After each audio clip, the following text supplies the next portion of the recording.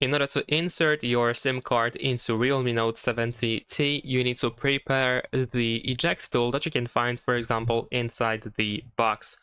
And then we're gonna take a look on the left side, of the smartphone, where we can find the SIM tray and the SIM tray hole. We need to insert our eject tool into this SIM tray hole and then use a little bit of force in order to push it into the SIM tray hole so that the SIM tray pops out, and then we can remove it with our fingers. There we go. So now here we have our SIM tray, and actually I'm gonna place it down like this because these slots are really loose, so unfortunately it is really easy to drop them. So in order not to lose them, I'm just gonna insert my SIM cards like this. There we go.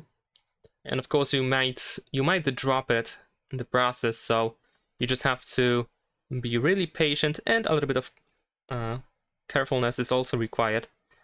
But once you have your SIM card or both SIM cards on the SIM cards slots, then of course we need to put it back into the smartphone like this and just push it all the way in with your finger and make sure that it is fully in.